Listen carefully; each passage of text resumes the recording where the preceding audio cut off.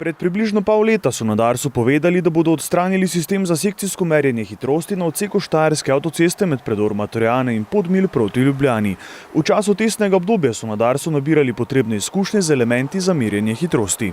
Rezultati, moram reči, so bili že uvodoma, že ob sami napovedi montaže sistema zelo ugodni. Namreč vozniki so pričeli spoštovati predpisano hitrost 100 km/h. Tako da je nekje povprečna hitrost padla za več kot 6 km/h.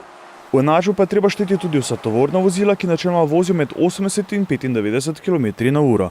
Pogodba oziroma dogovor o vzpostavitvi sistemov sekcijskega merjenja hitrosti ni uspel, ker policija ni uspela doseči spremembe prekrškovne zakonodaje z ministrstvoma za pravosodje in infrastrukturo. Dejstvo je, da obvladovanje takega števila, kršiteljev zahteva določen kader in aktivnosti, tudi mogoče na poenostavitvi zakonodaje.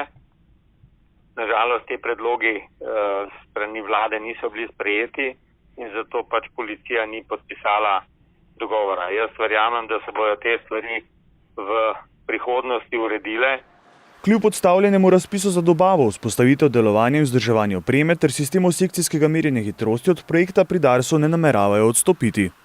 Povsod po Evropi ugotavljajo, da so sistemi sekcijskega merjenja hitrosti, predvsem na avtocestah, kjer gre za tranzitne vožnje na daljših razdaljah, učinkoviti. Medtem ko so stacionarni radarji, ki jih sedaj sicer tudi uporabljamo na avtocestah, bolj primerni za križišča, prehode za pešce, kjer je treba točkovno umiriti promet.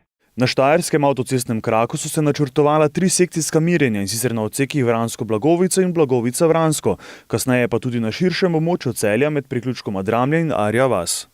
Glede tega se nekje načrti Darsa niso spremenili, namreč lokacije, kje postaviti to opremo, so bile izbrane na podlagi podatkov o prometni varnosti, se pravi podatki o prometnih nesrečah in posledicah v zadnjih 3 letih. Odseki so bili izbrani glede na največje število prometnih nesreč, katerih vzrok je bila neprilagojena hitrost.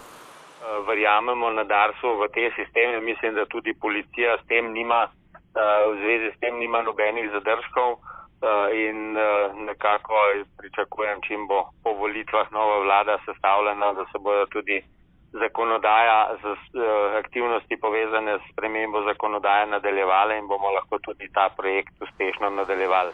Zraven 3 krakov na Štajerskem se napovedujejo še dolenjski na odseku Grosuplje-Ivančna Gorica ter na primorskem avtocestnem kraku med priključkoma Logatec in viaduktom Rovor Komanda ter med priključkoma Brezovica in Vrhnika v obi smeri.